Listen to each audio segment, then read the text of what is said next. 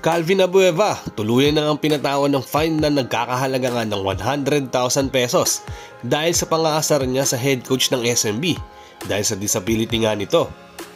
At di pa nga natatapos doon mga ka-sports, maaaring hindi na nga din daw siya makapaglaro sa PBA Finals dahil sa ginawa niyang yon.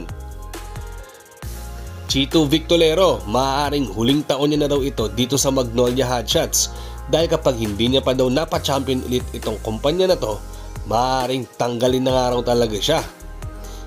Yan ang topic natin sa video na to mga ka-sports. Tara at pag-usapan na natin yan.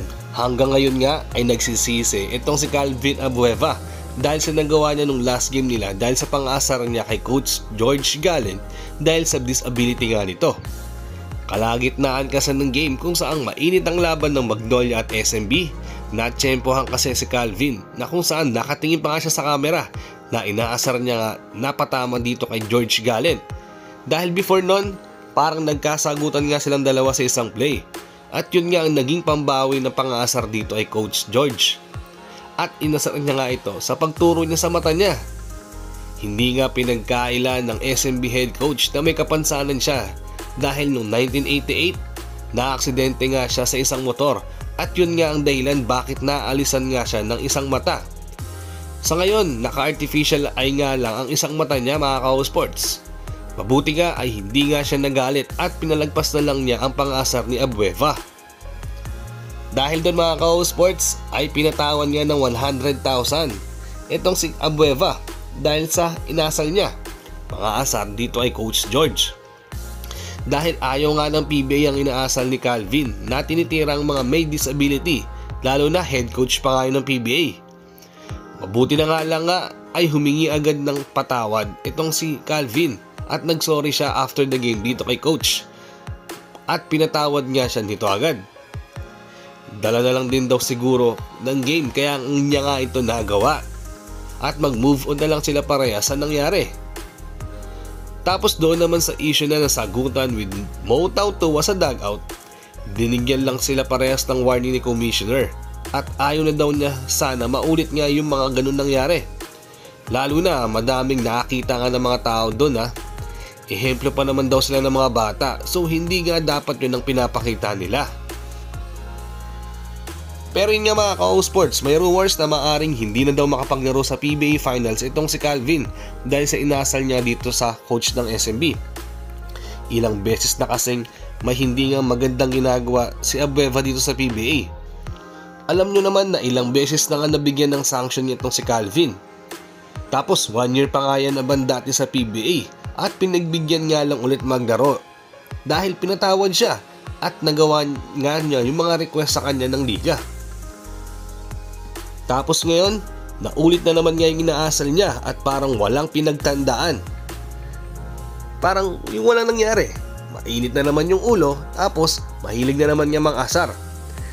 Ganyan na ganyan nga siya dati. Yung tipong mga asar tapos may gulo na naman ang mangyayari.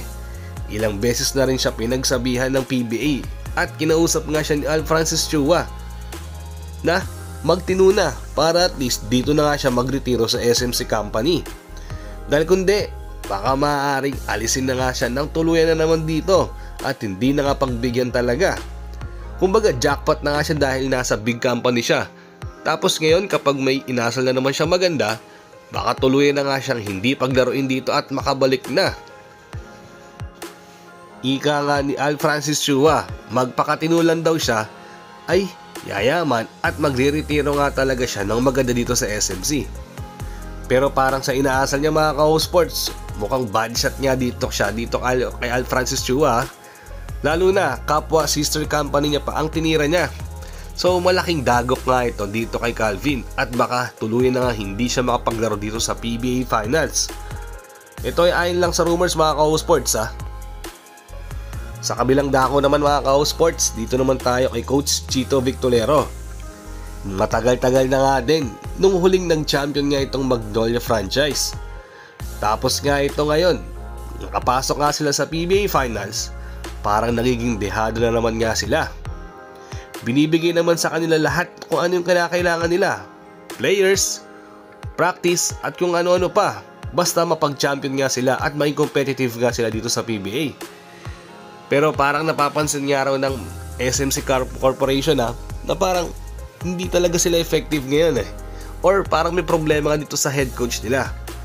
So baka maaaring ito na nga raw ang huling taon ni Chito Victolero if ever na hindi pa rin niya mapa-champion niya ang Magnolia. Kasi parang nagkakaroon talaga ng problema at kailangan nila lang mag-shuffle pa ng mga head coach. Baka hindi na nga sa players ang problema, baka sa coach na talaga. Kasi nabibigay nga naman niya ang mga kailangan nila tulad ng sabi ko kanina. Kaya ayon nga sa rumors, nanganganib nga ang posisyon ni Victolero.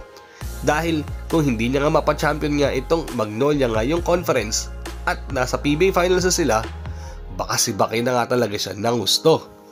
Matagal-tagal na din naman siya naging head coach ng Magnolia. So baka ito na nga yung right time para mag-reshuffle na ulit ng mga coaches at players sa kanila. Baka maging effective nga ito at baka mag-champion na ulit sila.